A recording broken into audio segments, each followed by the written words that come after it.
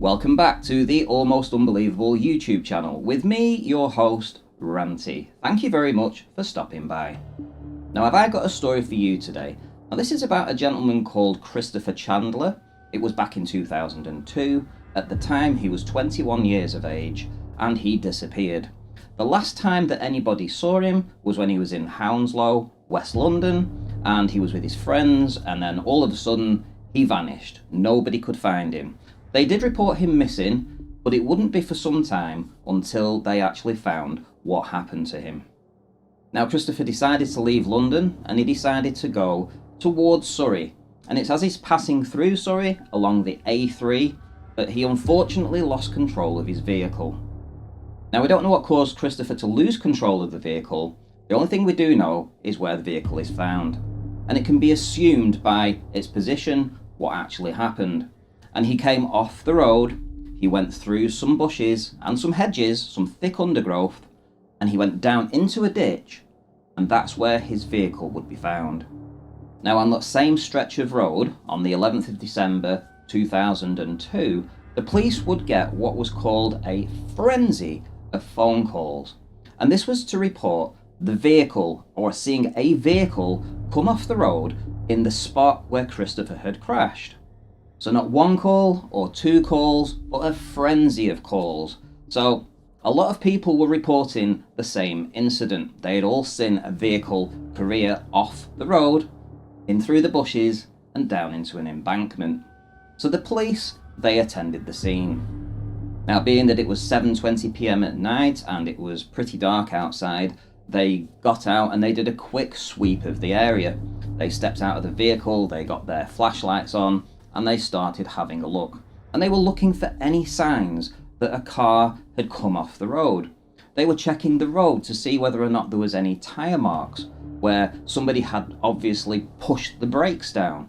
They couldn't see anything like that. They looked along the hedgerow to see whether or not they could see any disturbed bushes or shrubbery, and they could see nothing.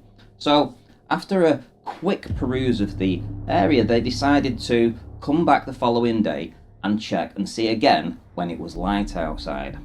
So the next day, they went down to the same location, they had a look around, and they're rooting around and going through all the undergrowth and the bushes, and they're having a look around, and they're trying to see whether or not they can see this vehicle. And they can't see anything. There didn't appear to be a vehicle there at all, so what was this frenzy of calls for?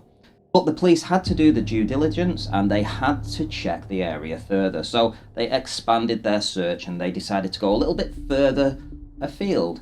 And it wasn't far, it was about 20 metres further on, but they actually found a vehicle.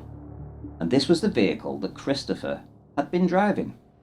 So when the police saw the vehicle, they went over to check it out. And they could tell straight away that this vehicle had been there for quite some time. In fact, the vehicle was covered in shrubs and hedges and all kinds of things. And if you didn't know that there was a vehicle there, you would never have seen it from the road.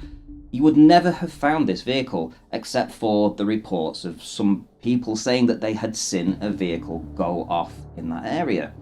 And so the police went up to the vehicle to see whether or not they could see anybody in the car. So they had a look through the window and they couldn't see anybody in the car, but they could tell that the passenger door had been opened, and that was because the driver's side door had been completely crushed in and there was no way for anybody to get out from that side.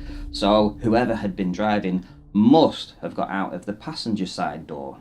So knowing that somebody had escaped this crash, they decided to have a look around and see whether or not they could find anybody in the area that maybe survived. And it was there that they made the grim discovery of Christopher's body. And to all intents and purposes, it would be assumed that he had got out of the vehicle and he had tried to climb his way out of the ditch, and that would have been where he took his last breath. And there were some items recovered from the scene, including Christopher's phone, and they were able to go through it and they were able to see when his last telephone call was and who to. And it turned out that he'd actually placed a call to his brother on the night that he'd had the accident, and unfortunately it had only rang out for a second or so, so whoever he was trying to contact, which was his brother, would not have received the call. And so it's likely that at that time, that was probably the time that he actually passed away. But the police, they still had a job to do. They still had to find the vehicle that all these people had called up from the night before, and they had said that they'd seen the vehicle career off the road and into this same location.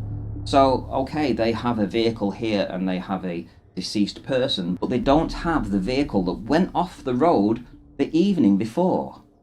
So they keep looking and they are trying to find this vehicle that had gone off the road the evening before. And they expand the area again and they are looking and looking and they cannot find a vehicle. And yet it's obvious that if a vehicle had came off the road in that exact location, the vehicle would have stayed there and it couldn't have got out. There was no evidence of a vehicle going in through the bushes. So where on earth is this car? And this is where the folklore starts to come in.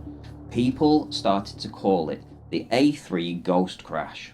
And the reason it's called the A3 ghost crash is because these two incidents, the incident where Christopher went off the road and crashed his car, and the incident of the 11th of December, there had been 5 months between these two incidents. So where was the vehicle that went off the road on the 11th of December?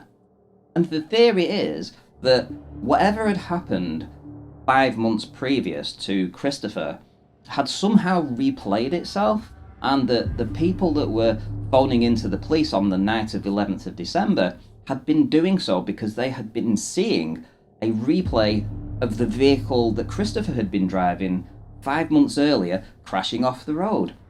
And it would be incredibly strange if it had been just one person calling up. You could write that off and you could say, no problem.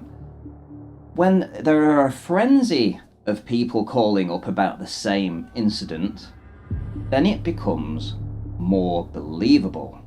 Now, Christopher had been on the run from the Met Police when he disappeared, and I think that probably leads into the reason why there wasn't an expansive search for him. I mean, he was already wanted by the police, and his friends and family would have known that he was trying to avoid the police, so his disappearance was understandable at that time.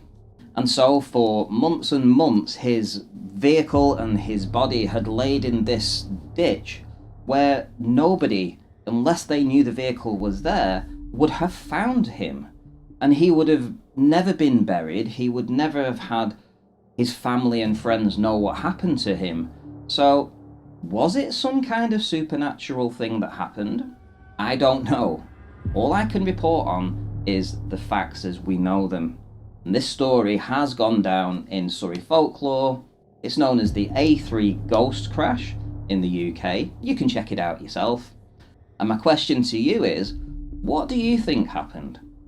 Do you think a vehicle did come off the road at that time? Or do you think that it was a replay of some event that happened in the past? I guess we'll never know, and even till this day, we still don't know.